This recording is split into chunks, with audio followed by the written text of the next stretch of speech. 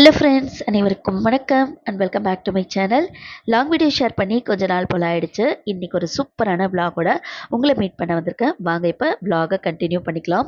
இன்றைக்கி என்ன vlog share பண்ணியிருக்கேன்னு பார்த்தீங்கன்னா, நம்ம முருகப்பெருமானுடைய கோவில்களில் நடுப்பழனி அப்படின்னு சொல்லக்கூடிய பால தண்டாயுதபாணி முருகன் கோவிலை பற்றி ஷேர் பண்ணியிருக்கேன்.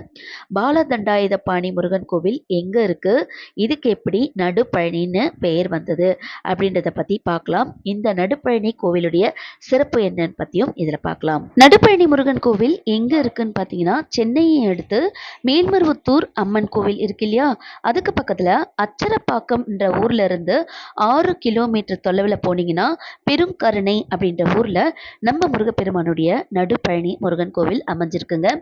நடுப்பழனி முருகன் கோவிலை பால தண்டாயுதபாணி முருகன் கோவில் அப்படின்னு சொல்லிட்டு சொல்கிறாங்க. இந்த கோவிலுக்கு போகும்போது பார்த்தீங்கன்னா 2 புறமும் வயல்வெளிங்க, இயற்கையான இடம், பார்க்க ரொம்ப அழகான பயணமாக இருக்குங்க. செம்ம இன்ட்ரெஸ்டிங்காகவும் இருக்குது பார்த்துட்டு போகிறதுக்கு. இப்போ நம்ம கோவிலுக்கு வந்தாச்சு. இதுதான் நடுப்பழனி முருகன் கோவிலுடைய என்ட்ரன்ஸு. சுத்தூர வந்து ஃபுல்லாக சின்ன சின்ன கடைகள் எல்லாமே இருக்குங்க. நம்ம முருகன் கோவில் அப்படின்னு சொன்னாலுமே குறவர்கள் இல்லாத இடமே கிடையாது. இந்த இடத்துல நிறைய குறவர்கள் வந்து கடைகள் வைத்து வியாபாரம் செஞ்சுட்ருக்காங்க. நம்ம முருகப்பெருமானுடைய நடுப்பழனி முருகன் கோவிலுக்கு வந்தாச்சு. இதுதாங்க முருகன் கோவிலுடைய என்ட்ரன்ஸு. முருகன் கோவிலுக்கு என்ட்ரன்ஸ் போகும்போது பார்த்தீங்கன்னா, முதல்ல வந்து ஆஞ்சநேயரை வச்சுருக்காங்க. அது ஒரு டிஃப்ரெண்ட்டான எக்ஸ்பீரியன்ஸாக இருந்ததுங்க. எல்லா கோவில்லையும் வந்து விநாயகர் தான் வச்சுருப்பாங்க. ஆனால் இந்த கோவிலில் ஃபஸ்ட்டு என்ட்ரன்ஸ்லேயே வந்து ஆஞ்சநேயரை வச்சுட்டு வலதுபுறம் ஆஞ்சநேயரும் இடதுபுறம் வந்து இடும்பன் சுவாமிகளையும் வைத்து வழிபாடு செஞ்சுட்டு தான் அதுக்கு அடுத்தது வந்து படி ஏறுற மாதிரி இருக்குங்க. வலதுபுறம் பார்த்தீங்கன்னா ராஜராஜேஸ்வரி அம்பாளையும் வந்து வச்சுருக்காங்க. அங்கே வந்து ராஜராஜேஸ்வரி அம்மனை வந்து வலம் வந்துட்டு தான் படிக்கட்டு ஏறுற மாதிரி வருது. இந்த கோவிலில் அடுத்த சிறப்பு என்னன்னு பார்த்தீங்கன்னா, உப்பு தீபம் அப்படின்னு சொல்லிட்டு நம்ம எல்லாமே கேள்விப்பட்டிருக்கோம். இந்த கோவிலில் உப்பு மேலே தீபம் வச்சு கொடுக்குறாங்க. அங்கே மக்கள் எல்லாமே உப்பு தீபம் ஏற்றிட்டு மேலே போகிறாங்க. ஒவ்வொருத்தங்க வந்து உப்பை வந்து அந்த இது மேலே பீடத்து மேலே கொட்டிட்டும் போகிறாங்க. உப்பு தீபமும் ஏற்றுறாங்க. அது ஒரு டிஃப்ரெண்ட்டான எக்ஸ்பீரியன்ஸாகவும் இருந்தது.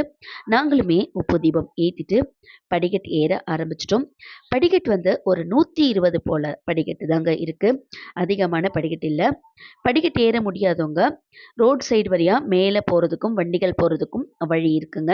கோவில் படி ஏறி செல்லும் போது வலதுபுறத்தில் சரவண பொய்கை அமைஞ்சிருக்கு. இந்த இடத்துல வந்து இப்போ காஞ்ச போல இருக்குது, தண்ணி இல்லாமல் இருக்குது. ஆனால் இந்த பங்குனி மாதத்தில் இங்கே வந்து திருவிழா நடைபெறுமாம். அந்த பங்குனி உத்திர நாட்களில் வந்து இங்கே ஃபுல்லாக வந்து செயற்கை முறையில் தண்ணி நிரப்பி ஃபுல்லாக வழிபாடுகள் நடக்கும் அப்படின்னும் அங்கே சொல்லப்படுறாங்க.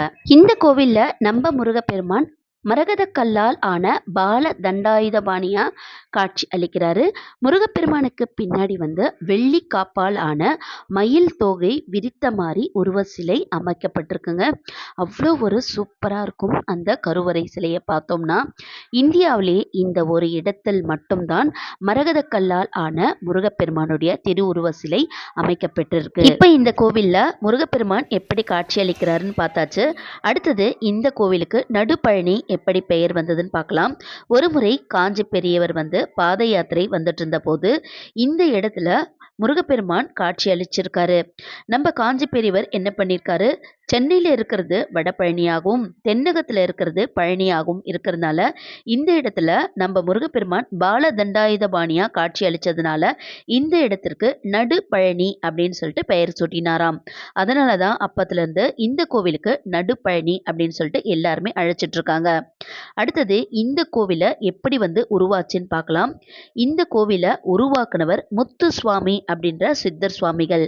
முத்துசுவாமி சித்தர் கனவுல வந்து நம்ம முருகப்பெருமான் இந்த இடத்துல எனக்கு ஒரு கோவில் கட்டி நிறுவனம் அப்படின்னு சொல்லிட்டு கனவுல வந்ததாகவும், முத்துசுவாமி சித்தர் சுவாமிகள் வந்து இந்த இடத்துல ஒரு சின்னதா ஆலயம் கட்டி வழிபாடு செஞ்சுட்டு இருந்ததாகவும் சொல்லப்படுறாரு. அதுலேருந்து தான் இந்த இடத்துல வந்து சின்னதா வந்து ஒரு சிலை வைத்து வழிபாடு செஞ்சுட்டு இருந்தாங்களாம்.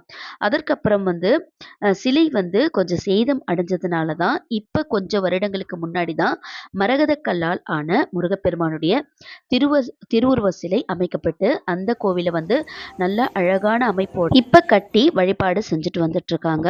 இந்த கோவிலுடைய இன்னொரு சிறப்பு என்னன்னு பார்த்தீங்கன்னா, மலேசிய முருகன் கோவில் 10 மலை முருகன் கோவில் மாதிரியே இந்த கோவிலில் 42 அடி சிலை உருவம் கொண்ட முருகப்பெருமானுடைய திருவுருவ சிலை பிரம்மாண்டமான மயிலோட அழகா அங்கே வந்து கோவில் பின்புறம் அமைச்சு வச்சிருக்காங்க.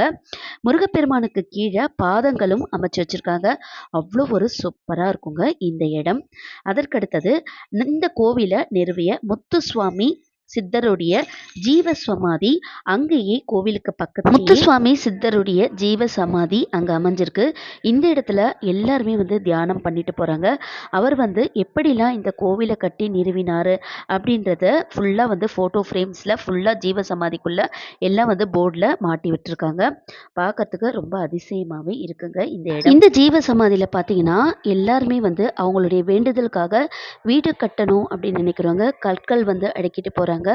திருமணம் ஆகணும்னு நினைக்கிறவங்க மாங்கல்யம் வந்து அங்கே மரம் இருக்குது அதுலேயே கட்டிட்டு போகிறாங்க. குழந்தை வரம் வேண்டுன்றவங்க தொட்டில் கட்டிட்டு போகிறாங்க. இந்த மாதிரி வேண்டுதல்லாம் வச்சுட்டு வழிபாடு செஞ்சுட்டு போகிறாங்க. இங்கே வந்து எல்லா வேண்டுதலும் நிறைவேறுது அப்படின்னும் சொல்லப்படுது. கோவிலை சுற்றி சின்னதான மலைத்தொடர் பார்க்கறதுக்கு ரொம்ப அழகாகவும் அற்புதமாகவும் இருக்குது. ஓகே ஃப்ரெண்ட்ஸ், இப்போ நம்ம நடுப்பழனி முருகன் கோவிலை பார்த்தாச்சு. கண்டிப்பாக உங்களுக்கு நேரம் இருக்கும்போது கண்டிப்பாக இந்த நடுப்பழனி பாலதண்டாயுதபாணி மரகத கல்லாலான முருகப்பெருமான எல்லாருமே போயிட்டு தரிசனம் பார்த்துட்டு வாங்க. இந்த வீடியோ உங்களுக்கு பிடிச்சிருந்தா மறக்காம சேனலை சப்ஸ்கிரைப் பண்ணிக்கோங்க. இதோட நெக்ஸ்ட் சூப்பரான ஒரு vlogல மீட் பண்ணலாம். நல்லதே நினைப்போம், நல்லதே நடக்கும்.